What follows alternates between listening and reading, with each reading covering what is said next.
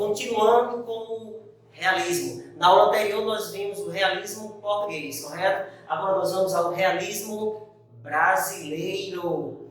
Valber, muda alguma coisa as características? Existem as características gerais e algumas específicas, né? No caso do Brasil. Vamos lá. Realismo brasileiro. O realismo brasileiro foi um movimento artístico no final do século XIX que se contrapôs ao estilo anterior. Nós vimos isso na aula anterior, né? Mas só para focar um pouco mais, frisar um pouco mais.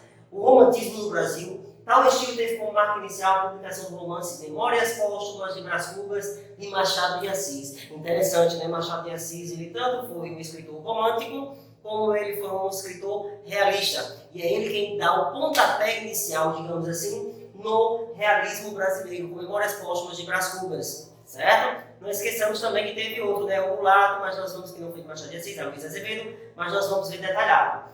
Uma corrente literária que dialoga com o realismo é o naturalismo. Caminho. Lembram que eu falei que quando uma escola literária iniciava, outra não obrigatoriamente terminava? Então, realismo e naturalismo caminham juntos, certo? Vamos lá. Que retrata, em geral, a vida da população mais pobre. Em Portugal, Antero de Quintal e S. de Queiroz foram os principais escritores realistas. Na França, destacou-se Gustave Flaubert, que é considerado o pai do realismo europeu, certo?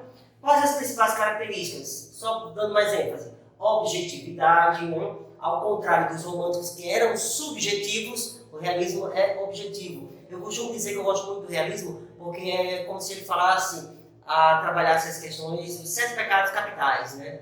Luxúria, gula, avareza, não é isso? Porque ele retrata de uma forma que a sociedade quer esconder, mas o realismo vai lá e mostra, diz, ó, é isso, é assim que funciona.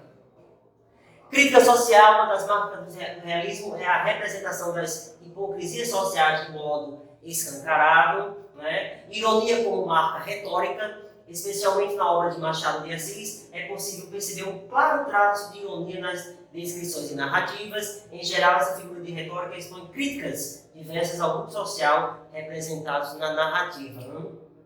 Enfoque em descrições psicológicas, o realismo brasileiro retratou não só a parte externa da sociedade, mas o interior de cada uma delas.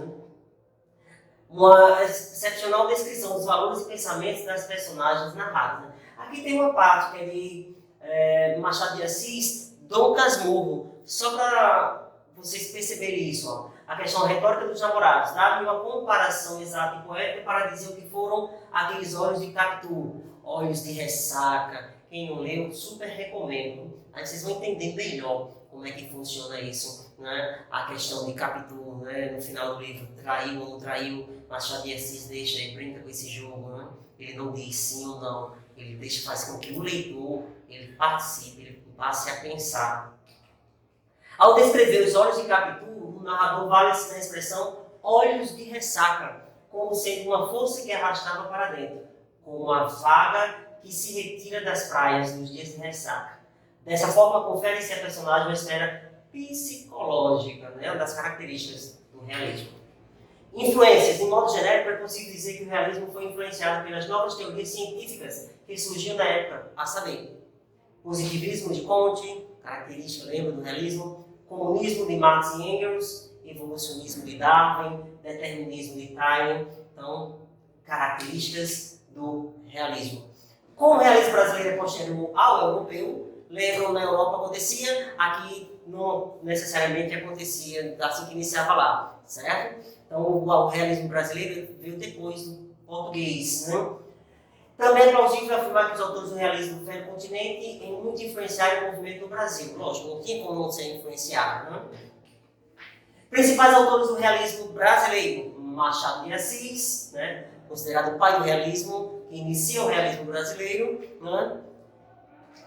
Esse título lhe foi dado depois, no ano de 1881, ele publica a primeira obra, Memórias Póstumas de Brás Cubas, que é o inverso, né, da narrativa. Primeiro ele inicia com autor defunto ou defunto autor, hein? É bem questionado isso, né? Mas ele explica isso, certo? Por quê? Porque Brás Cubas já está morto.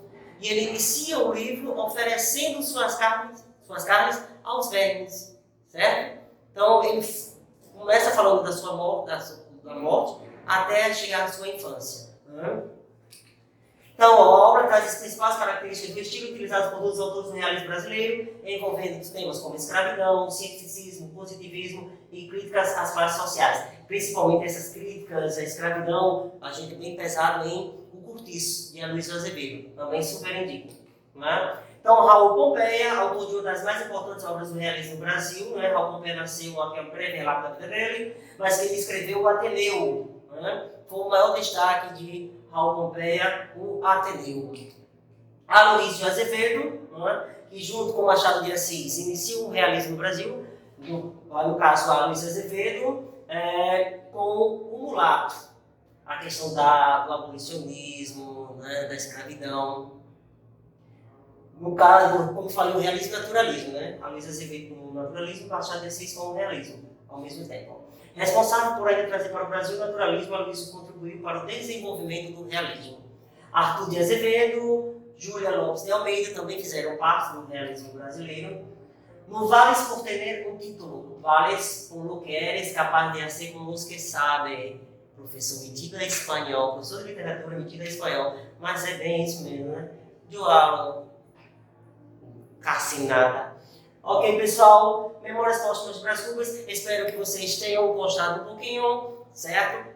Aprendam em casa, deem uma revisada, tá? Não fique somente assistindo TV, estudar.